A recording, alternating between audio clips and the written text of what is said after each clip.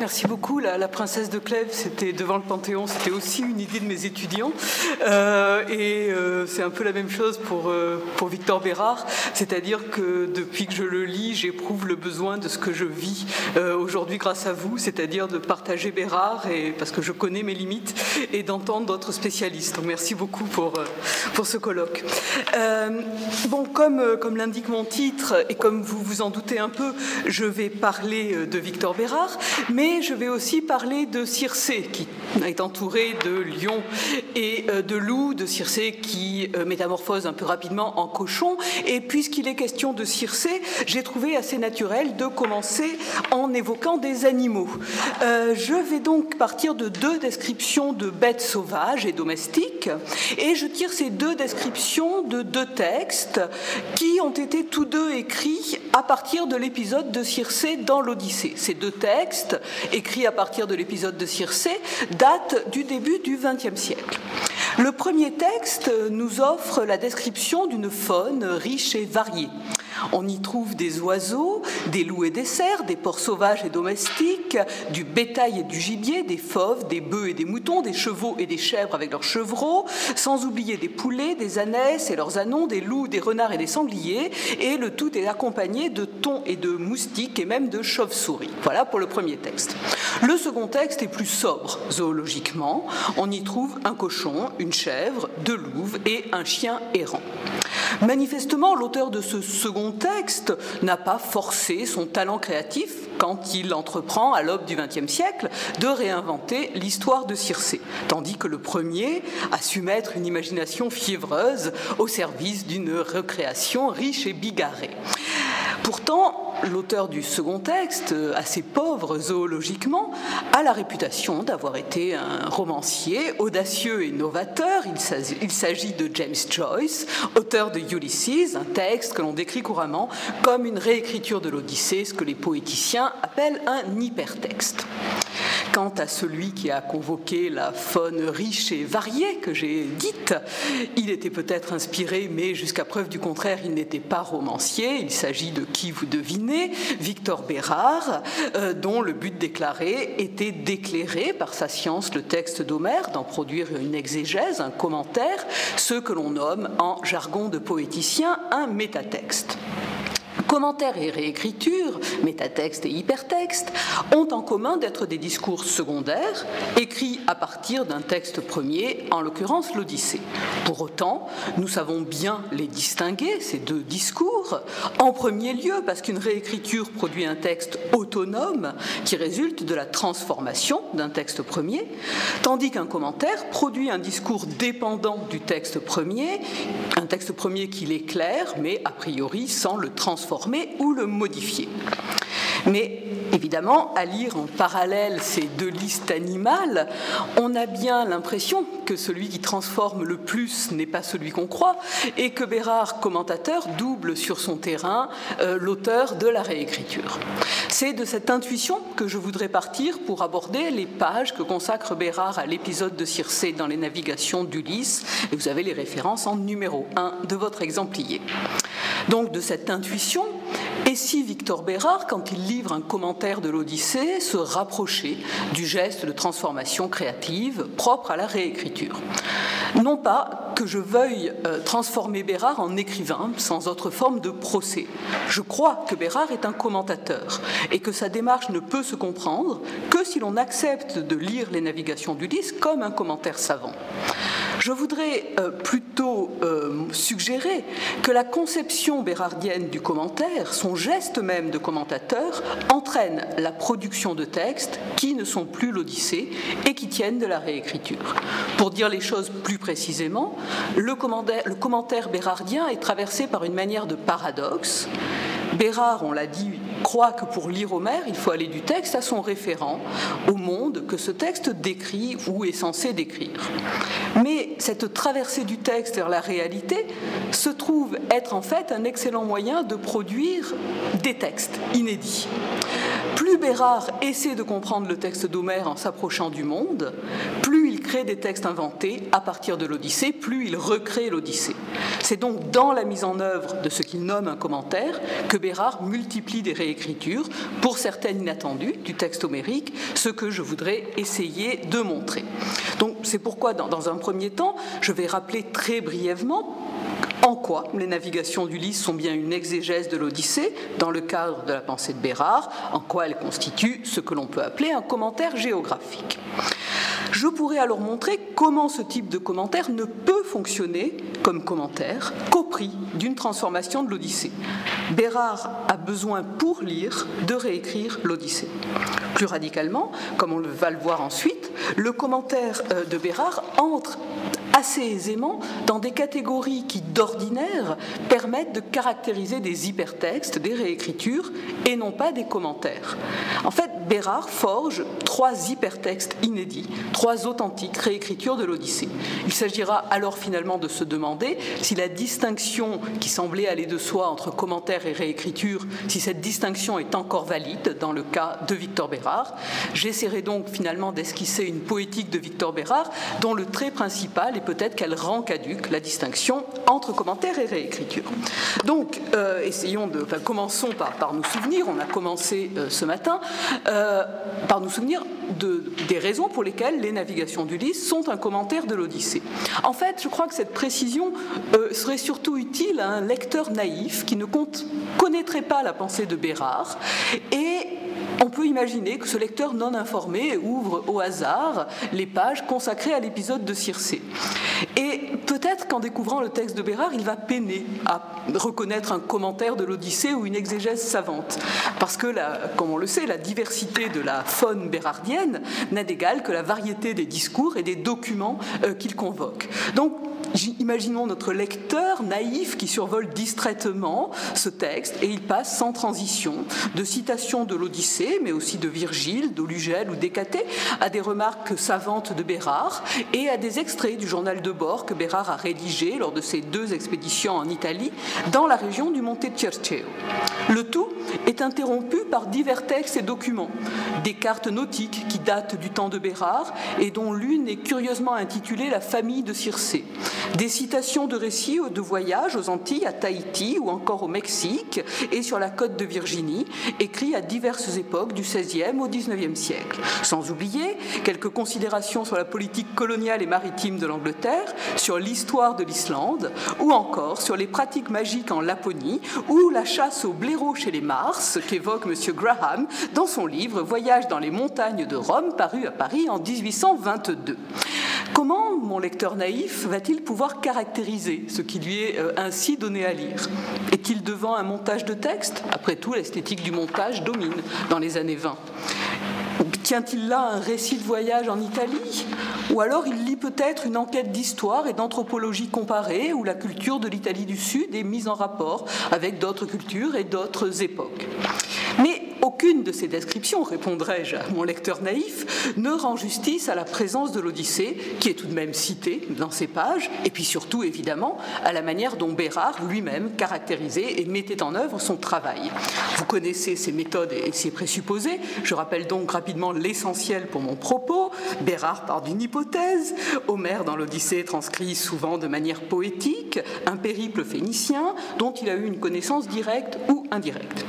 Par cette hypothèse, c'est ça qui m'importe, Bérard fait un geste de commentateur, parce que comme tout commentateur, il prend une décision ferme sur le statut du texte qu'il lit. Il dit ce texte, c'est ça, et c'est ça, commenter pour commencer. On caractérise le genre du discours. L'Odyssée, selon Bérard, est donc une poésie référentielle qui met en figure une réalité géographique, ou comme l'a écrit Bollack, que je cite en numéro 2, la figure de style, allégorie ou symbole appliquée à ces récits sert uniquement à leur conserver une portée réaliste. L'idée de ce symbolisme réaliste permet d'inscrire Bérard dans une pratique de commentaire bien connue depuis l'Antiquité, l'exégèse physique, en l'espèce géographique. Pour commenter le texte d'Homère, il suffit donc de déterminer par une habile exégèse de figures souvent allégoriques ou symboliques quel lieu de la Méditerranée décrit tel ou tel passage. Il faut déchiffrer les figures pour retrouver le monde. Mais Bérard est plus radical en cela que ses prédécesseurs, puisqu'il ne se contente pas, on le rappelait ce matin, du texte. Homère est un bon poète, mais c'est un piètre géographe, peut-être parce qu'il n'a pas une connaissance directe des hypothèses, des lieux qu'il évoque. Et en fait, on retrouve ce que disait Claude Pousadou ce matin, c'est l'idée générale que les sources de Bérard ont une connaissance assez mauvaise du terrain. Finalement, par quoi seule une connaissance directe du terrain permettra de véritablement comprendre le périple que Homère met en figure. Donner sens, c'est donc voir le monde, dont parle trop imprécisément ou trop poétiquement l'épopée, ou pour de le dire dans les termes de Jean Bérard, il dit que les paysages vus par son père, je cite, rendent tout leur sens aux descriptions du poète. Et Corinne Bonnet citait Bérard ce matin qui parlait de sens réel, c'est exactement la même idée. Aller au réel, c'est donner sens. Bien commenté, cela revient donc à cesser de lire et à voir le référent, on retrouve le regard, à dire avec exactitude ce qu'on a vu et dont le texte parle, mais en le déformant. On a parlé d'autopsie ce matin, on pourrait même parler d'un commentaire autoptique. C'est vraiment ce que fait Bérard. Simplement, dans le cas de Bérard, ce mouvement du texte vers le monde va avoir pour conséquence paradoxale non de retrouver le réel, mais d'aller du texte homérique à d'autres textes qui ne sont plus vraiment l'Odyssée. Et c'est cela, ce rapport créatif à l'Odyssée que je voudrais à présent considérer. Je poserai, on pourrait en discuter, mais ça sera pour moi ici un axiome, je poserai donc que tout commentateur se donne de manière plus ou moins radicale et visible un texte commentable. C'est-à-dire que tout commentateur transforme le texte en fonction de la lecture qu'il veut en faire. Pour prendre un exemple grossier, pour montrer que le texte d'Homère correspond aux normes de bienséance de son temps, Madame Dacier en produit évidemment une traduction et une édition bienséante au XVIIe siècle, mais elle n'hésite pas, s'il le faut, à modifier le lexique ou à athétiser ceux qui ne rentrent pas dans sa ligne de lecture. C'est bien connu. Bérard ne procède pas autrement quand il commente, si ce n'est qu'il pousse ce geste à l'extrême pour parvenir à faire de l'Odyssée un périple géographique lisible selon une hypothèse géographique. C'est-à-dire qu'il faut arriver à se donner un périple géographique. Alors cela passe par plusieurs opérations, ce que je vais essayer d'observer en faisant une lecture, commençant par une lecture linéaire des pages consacrées à Circé. Vous pouvez suivre sur le numéro 3. En fait, on observe une première opération qui est de fragmentation radicale. Bérard fragmente progressivement l'épisode de Circé pour n'en conserver que les aspects géographiques. Il prélève ce qui l'intéresse. Bon, dans un premier temps, pendant 3 pages à peu près, le savant suit à peu près la logique narrative de l'Odyssée qu'il résume. Mais très vite, il continue de suivre la trame narrative, mais il ne cite et ne commente que certains vers d'intérêt géographique ou éventuellement documentaire.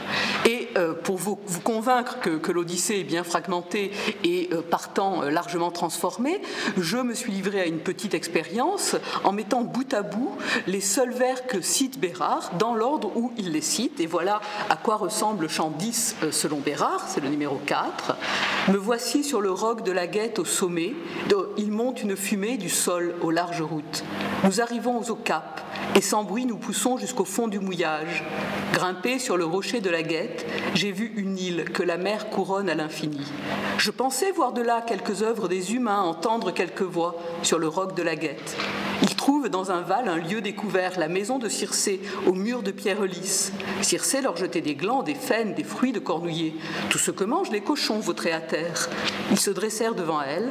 Hermès à la baguette d'or vint au-devant de moi, qui m'approchait de la maison sous l'aspect d'un jeune homme à sa première barbe, sous le charme de cet âge. Tiens, prends cette bonne herbe avant de gagner les demeures de Circé. Son pouvoir t'évitera le jour fatal. Vous voyez qu'il y a là une sélection drastique. Il y a là aussi, je passe quelques entorses à l'ordre du texte, et Bérard amplifie de manière évidente la dimension encyclopédique du texte homérique, en l'espèce sa dimension géographique, mais aussi botanique. On a appris ce matin qu'il herborisait, ça se retrouve.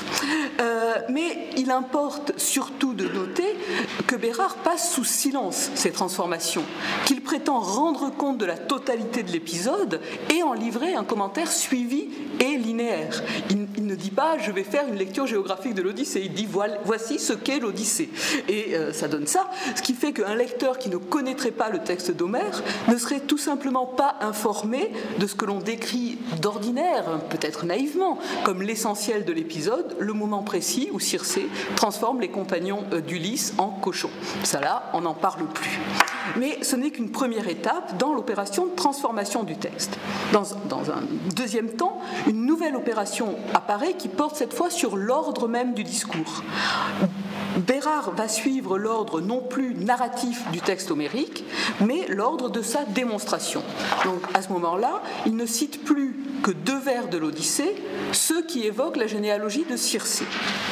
De ces 2 vers, Bérard ne retient que 3 noms, donc il surfragmente. Il retient Soleil, Persès et Aiétès, le père, la mère et le frère de Circé. Mais ces 3 noms vont être reversés de la généalogie à la géographie. Grâce à un nouveau coup de force étymologique que je vous passe, Bérard arrive à montrer que ces 3 noms sont en fait, ces 3 figures sont la représentation d'îlots situés au large de Monte Circeo. C'est-à-dire que l'anecdote généalogique de qui Circé est-elle la fille est métamorphosée en indication topographique. Cela fait, il suffit à Bérard de suivre non plus la logique du récit homérique, mais la logique de sa démonstration, dont le but est bien sûr de montrer qu'Homère parle de la région du Monte Circeo quand il décrit le pays de Circé. Plus on avance, plus le texte d'Homère est fragmenté, dérangé, de moins en moins cité, tandis que le discours géographique envahit le devant du commentaire. Mais enfin, dans une dernière opération, on observe un phénomène plus radical encore de substitution. Dans les dernières pages, l'Odyssée est pratiquement oubliée, tandis que sont cités de larges extraits des journaux de bord du savant tenus lors de ses expéditions dans la région du Monte Circeo. Le texte présente le voyage non plus d'Ulysse mais de Bérard, dont la prose prend le pas sur les hexamètres d'Homère. En un mot, le texte homérique est peu à peu remplacé par le discours de Victor Bérard, qui décrit mieux que lui ce dont Homère parle ou est censé parler, la région du Monte Circeo. Bien évidemment, c'est plus facile à commenter comme ça. Pour commenter à la manière de Bérard, il faut donc corriger, voire remplacer le texte d'Homère par un autre texte plus géographique. À ces opérations principales, il faut ajouter des opérations plus ponctuelles que j'appellerais de contamination. Bérard améliore le texte d'Homère en le mettant en contact avec des textes plus exacts sur le plan géographique, voire en le mélangeant à ces textes. Alors je prendrai un seul exemple de ce procédé qui est très courant chez Bérard. En fait, voilà ce qui se passe. Selon Bérard, Homère évoque dans l'épisode de Circé la vallée de San Benedetto, vallée de San Benedetto, où se trouvait le sanctuaire de Féronia, déesse aux fauves. Mais le problème est qu'Homère ne livre pas de description très précise, ni même très concordante de cette vallée de San Benedetto. Il va donc falloir trouver ailleurs cette description. Trouver ailleurs le texte qu'Homère aurait dû écrire s'il avait moins déformé son référent, ou du moins ce que Bérard pense être son référent. Alors l'opération est assez complexe, elle se passe en 3 temps. Premièrement, à partir de la page 298, Bérard pose sa thèse, la maison de Circé se situe dans la vallée de San Benedetto. Cela fait, il suffit ensuite de citer longuement une description de cette vallée. Cette description a heureusement été donnée par Moulin de la Blanchère dans un article paru en 1890, donc vous avez la référence en numéro 5. Moulin de la Blanchère décrit la vallée de San Benedetto comme une forêt déserte et sauvage, sans présence humaine.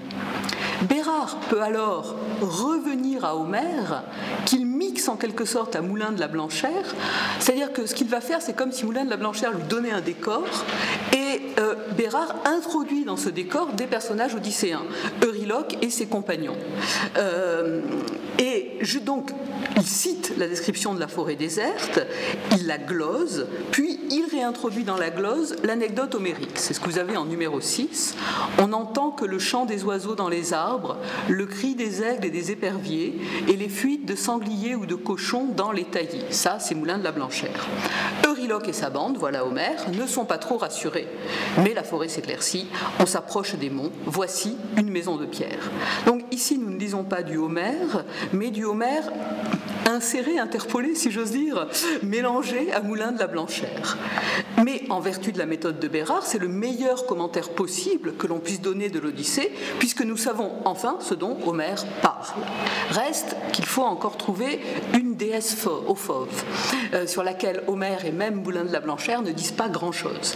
Mais Bérard a à sa disposition une nouvelle arme, ce que j'appellerais sa pensée typologique, qui a à voir avec la topologie d'ailleurs, mais bon, je n'y insiste pas ici.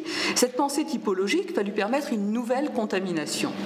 Selon Bérard, il existe des types, personnages, situations, comportements, qui ont valeur universelle et éternelle. La figure de Circé, par exemple, n'est que la réalisation concrète d'un type abstrait que l'on retrouve d'une époque et d'une culture à l'autre, la déesse aux fauves.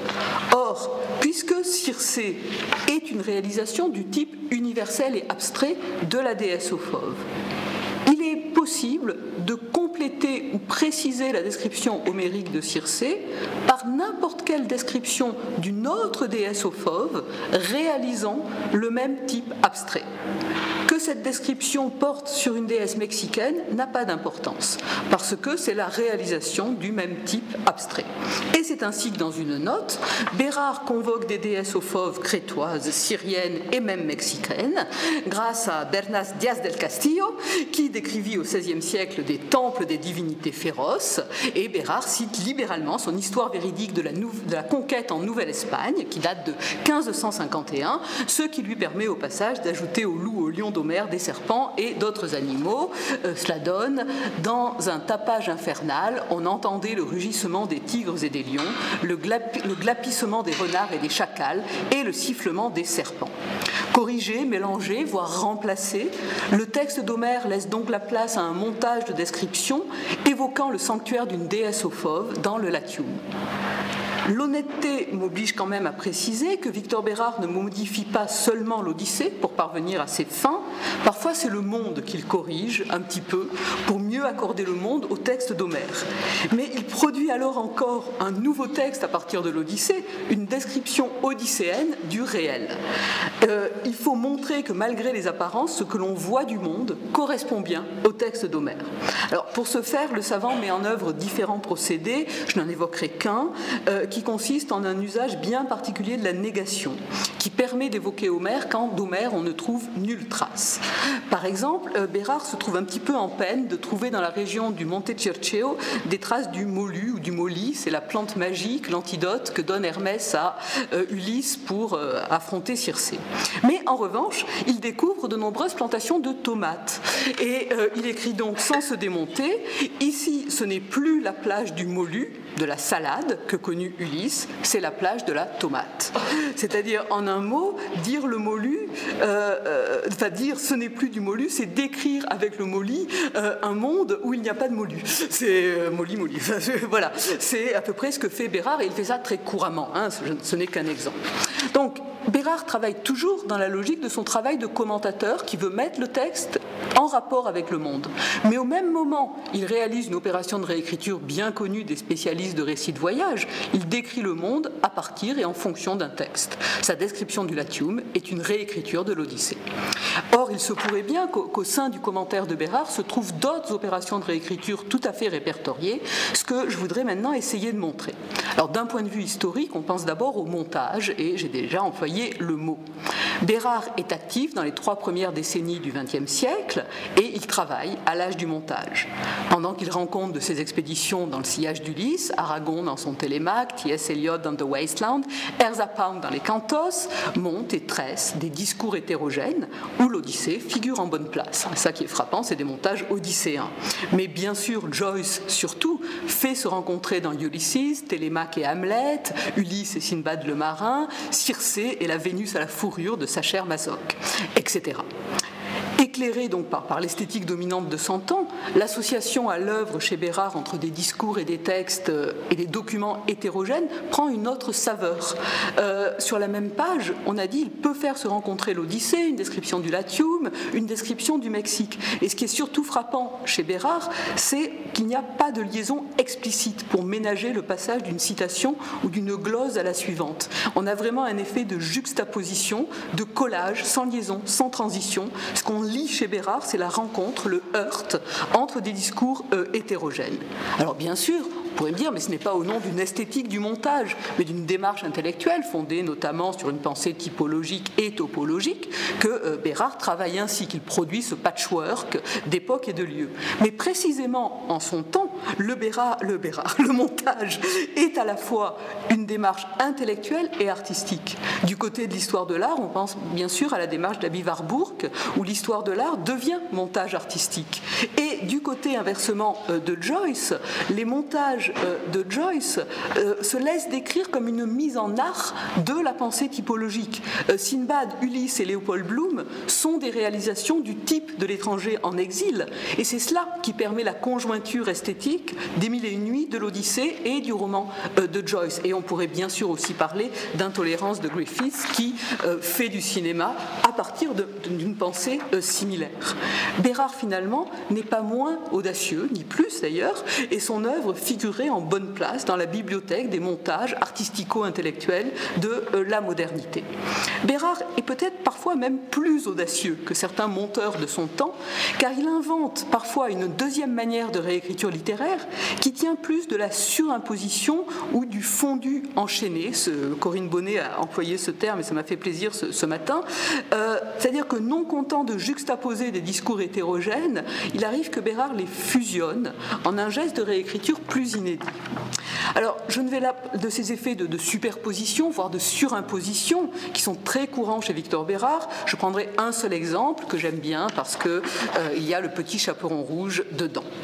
Alors voilà ce qu'on trouve dans le journal de bord de Bérard, cité dans les navigations d'Ulysse. Il décrit ce qu'il pense être la forêt de Circé. C'est le numéro 8. Nous atteignons enfin la forêt maritime, ces fourrés de fougères arborescentes et ces ombrages de grands chênes que transpercent les trouées du soleil. Rien n'est changé de la vision que purent avoir les pirates marchands du 2e millénaire avant Jésus-Christ. Sous la guette monumentale, cette forêt profonde, intacte encore, toute foisonnante de vie animale et végétale, est comme un paradis terrestre d'où l'homme n'a pas chassé les autres animaux de la création.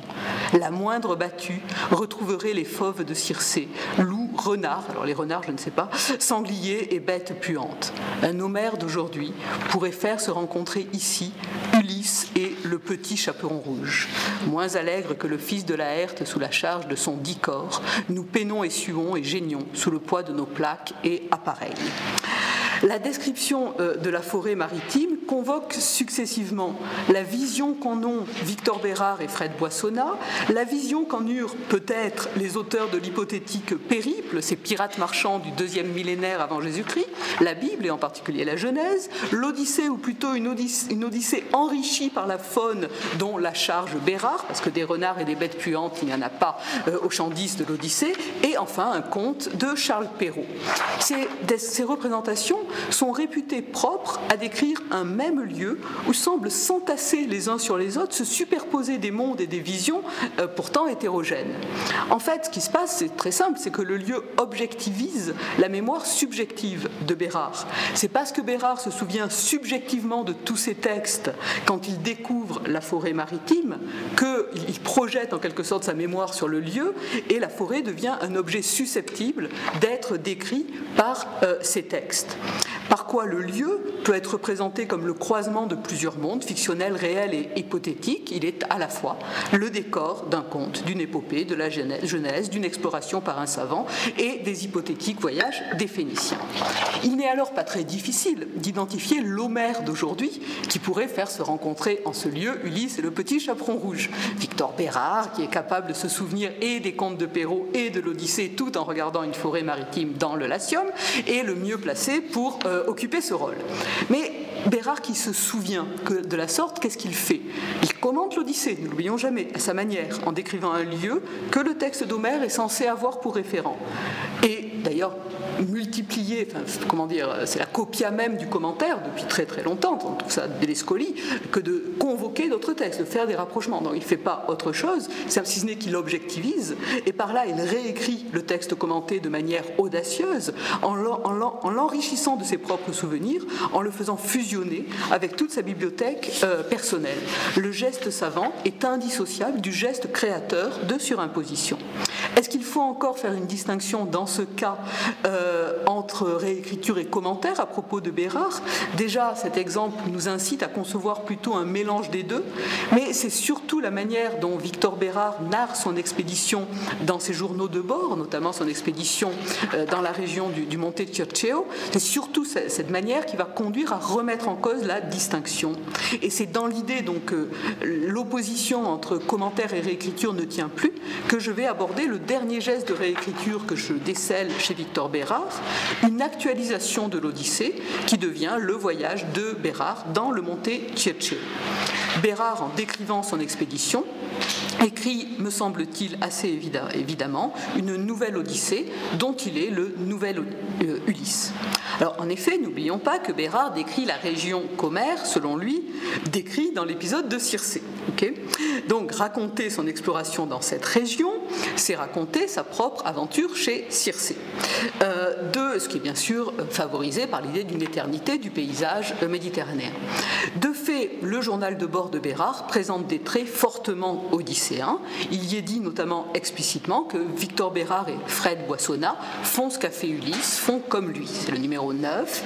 Amis de cet endroit, nous ne pouvons rien voir, ni le coin du nord-ouest, ni celui de l'aurore, où tombe sous la terre le soleil des vivants. Par où nous revient-il? Ainsi parle le prudent Ulysse, qui ne peut se résigner à pareille ignorance, au fond de cette retraite et de cette quiétude où ces gens, recrues de fatigue, ne demandent qu'à manger et à dormir. Nous prenons comme lui le chemin de la Guette, dont une pente abrupte de feuillage soutient l'étroite plateforme à 540 mètres au-dessus de la source. Nous prenons comme lui, on ne saurait être plus clair. Victor fait comme Ulysse, comme il semblerait d'ailleurs que son grand-père ait fait d'ailleurs, qui mit 18 ans à revenir chez lui, donc il s'inscrit dans une tradition familiale, il fait comme Ulysse. Mais de manière plus subtile, Bérard va aussi transformer le texte homérique en une forme de commentaire. C'est-à-dire que non content de se transformer en Ulysse, il transforme Ulysse en Victor Bérard. Car si Victor fait comme Ulysse, il se pourrait également qu'Ulysse fasse et fait comme Victor. Et cela se fait par le biais d'une insistance un peu trop appuyée sur la curiosité géographique d'Ulysse. J'en veux pour preuve la phrase « Ulysse qui ne peut se résigner à pareille ignorance ». Cette phrase est très intéressante. C'est un peu forcer le texte homérique d'affirmer qu'Ulysse ne peut se résigner à pareille ignorance, ce qui expliquerait sa décision de partir en explorateur. C'est parfois vrai dans certains autres épisodes du Nostos, mais chez Circé, c'est pas du tout le cas.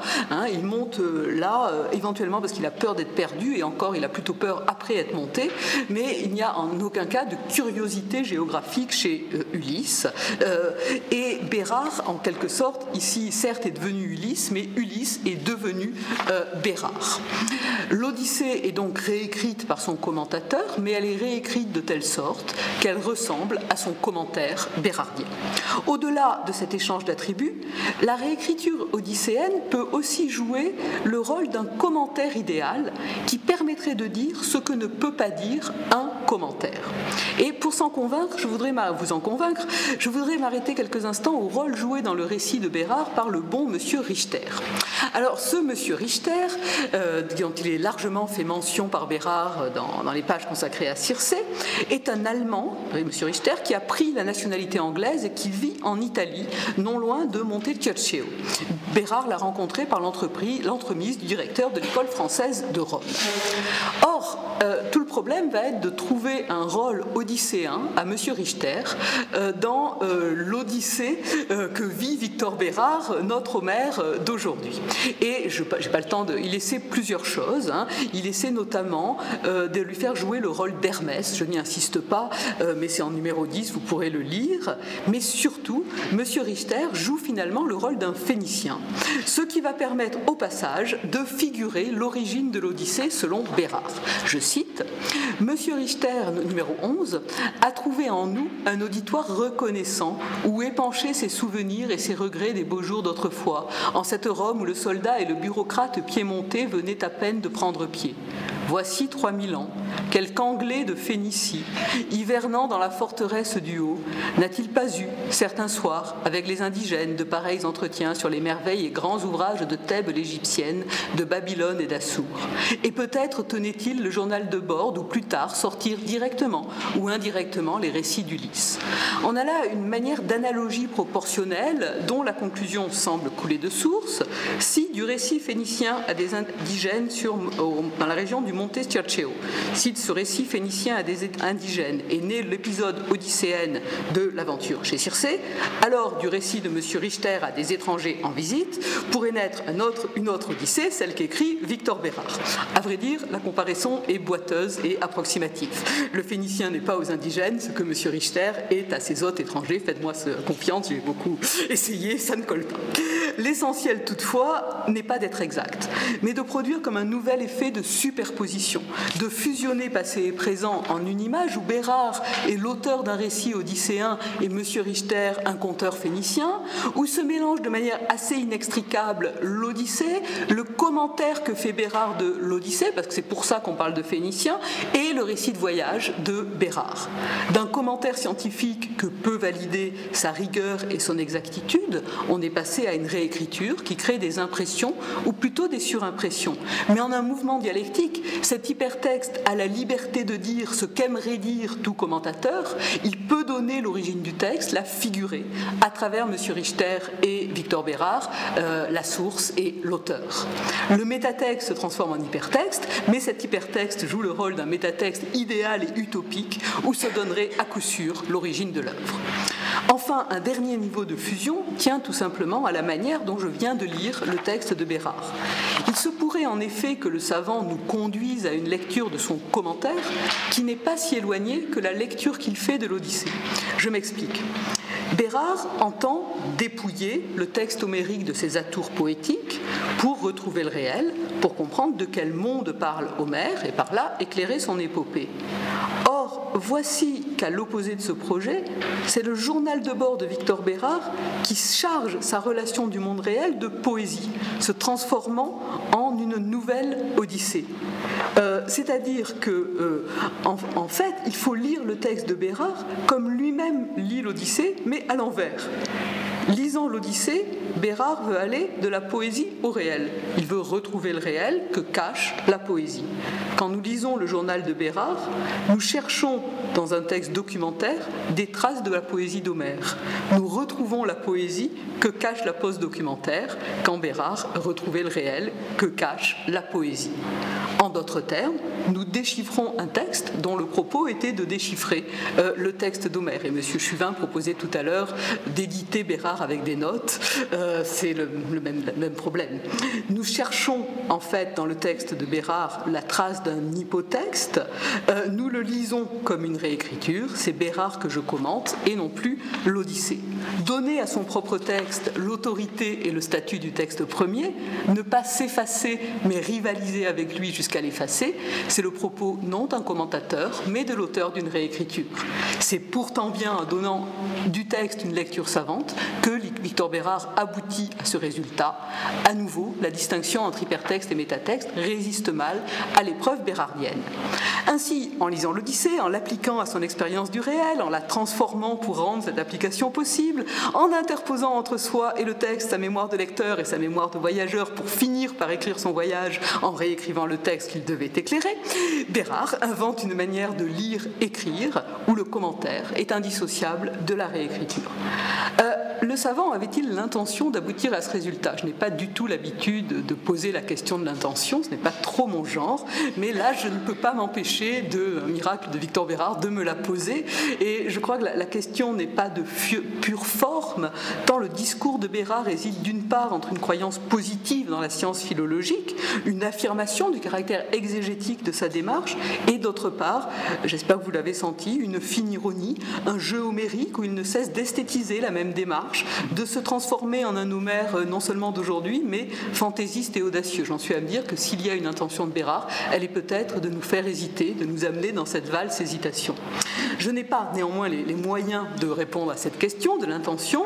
Je me contente de me réjouir en poéticienne de ce que Victor Bérard nous aide à penser cette rencontre entre ces deux discours secondaires, qu'il en livre comme un échantillon inédit, et je me félicite aussi en simple lectrice que cette rencontre entre la lecture savante et la recréation et la récréation, donc de cette rencontre soit né ce texte vertigineux qui me fait sourire et qui me passionne.